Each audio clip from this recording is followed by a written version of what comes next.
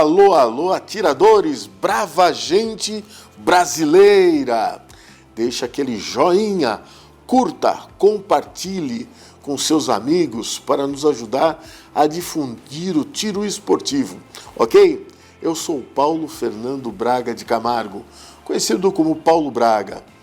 Sou professor de educação física, sou advogado criminalista militante e também sou atirador desportivo. Este é um programa Tiro Certo, que deseja desvendar e desmistificar o mundo do tiro como esporte para você, iniciante, que está aí cheio de dúvidas diante de tudo que se fala, de tudo que se apresenta nas redes sociais. Então vamos lá? Vamos começar com a história da primeira medalha olímpica do Brasil. Essa foi uma conquista histórica. Ela se deu em 1920, marco brasileiro na competição olímpica. 1920, em Antuérpia. Guilherme Paraense está com destaque na Galeria dos Heróis Olímpicos Brasileiros. Lá na Bélgica, Guilherme Paraense conquista a primeira medalha de ouro olímpica na categoria pistola rápida, na distância de 25 metros, somando 274 pontos, resultado que garantiu a subida ao pódio olímpico, com uma diferença, vejam só, uma diferença de apenas 2 pontos para o segundo colocado, a medalha de bronze, que foi de um americano. Ainda na mesma Olimpíada, o Brasil já tinha subido ao pódio olímpico com Afrânio da Costa, na prova de 50 metros de pistola livre, com a medalha de bronze, e na pistola, na distância de 50 metros por equipe.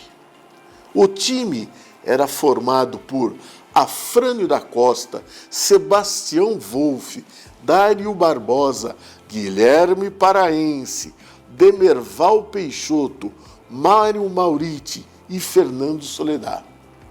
Essa era a delegação do tiro esportivo. O Brasil enviou ainda nessa mesma Olimpíada outras delegações: natação, polo aquático, remo, saltos ornamentais e o tiro desportivo. Agora, pensem bem, 1920, imaginem cruzar o Oceano Atlântico naquela época para se chegar ao velho continente. É um desafio, não é verdade? As dificuldades se deram desde ordem estrutural até técnica, econômica, pois naquela época, como todos vocês podem imaginar, não tinha o mesmo glamour a questão de ser atleta olímpico. O navio Curvelo estava longe de ser uma embarcação transatlântico. Era mais como um navio de terceira classe, sem o mínimo conforto. Imaginem, as cabines eram pequenas, sem mobiliário, sem ar, sem água. Quando os nossos atletas se viram diante dessas condições, não tiveram dúvida, eles foram até o comandante Reis Júnior e solicitaram autorização para, vejam só, dormirem no bar do navio, que era mais amplo e arejado, ou seja, melhor que as cabines. A permissão, então, foi concedida pelo comandante com uma condição: a de que eles somente fossem para o bar e fizessem uso como dormitório depois do último freguês sair do bar. Imaginem isso. Parece até história de atleta brasileiro, não é verdade? E as dificuldades não param por aí. Ao chegar à ilha de Madeira, lá em Portugal, a ilha da Madeira, o que aconteceu? Eles receberam uma informação de que só chegariam, viajando pelo Curvelo, em Antuérpia, em 5 de agosto daquele ano. Aí o desespero tomou conta de todos, pois eles saíram com a notícia que as provas se iniciariam em 22 de julho. Vejam só, eles chegariam para as provas após estas se terem iniciado há 15 dias. Desesperados, eles decidem ir por terra para chegarem mais rápido ao destino. Contaram com isso com a ajuda da Embaixada Brasileira lá em Portugal e conseguiram embarcar num trem, mas veja só, em vagões abertos, expostos ao sol, chuva, vento. Uma tristeza, não é verdade? Após todo esse sofrimento físico e psicológico, eles chegam em Antuérpia e descobrem que as provas de tiro seriam realizadas a 18 quilômetros daquele destino onde eles estavam. No campo de Beverloo, que era uma área destinada a manobras do exército belga. Afrânio da Costa, em suas anotações, diz: foi com este estado de espírito que nossos atiradores chegaram, sem dormir e mal alimentados, debilitados e ainda mais pelo frio que faria em Beverloo em 26 de julho daquele ano ao meio-dia, que foi o horário que eles chegaram. Nesse aspecto, eles acabaram com um pouco de sorte, pois o início das provas antes marcada para 22 havia sido adiado, e aí eles puderam então competir.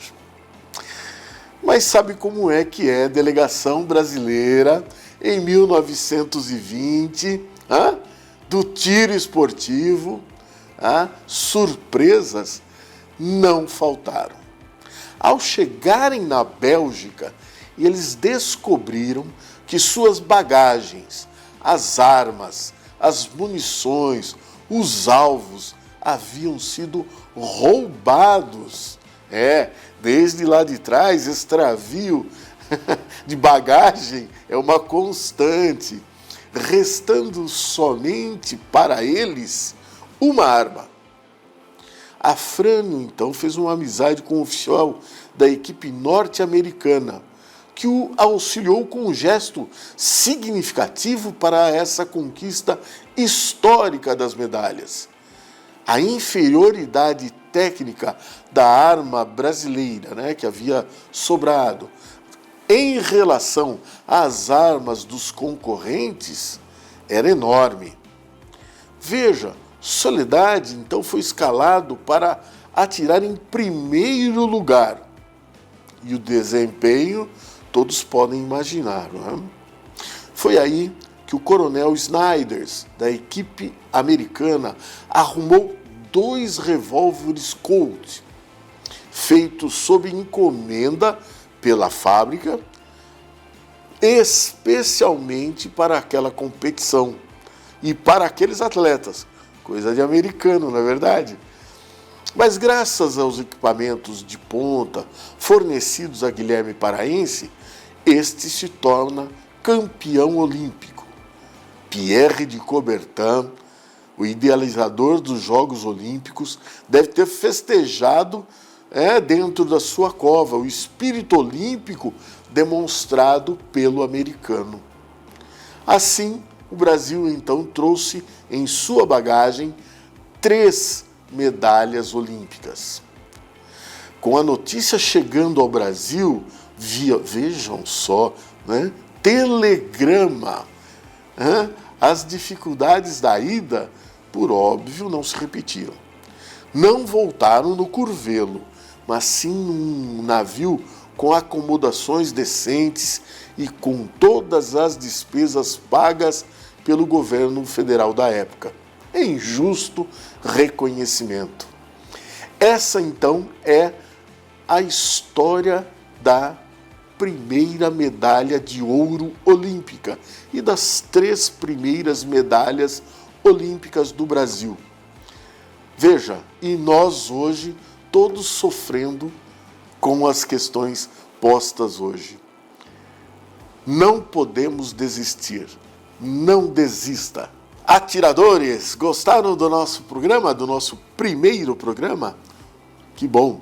Então, por favor, nos sigam pelas redes sociais, pelo YouTube, no canal que está aparecendo aí, e deixe o seu joinha, compartilhem, nos ajude a divulgar o programa Tiro Certo, que é feito para você iniciante, que está cheio de dúvidas. Nós aqui traremos mais curiosidades e dicas como essa de hoje, ok? Desistir não é opção. Um abraço.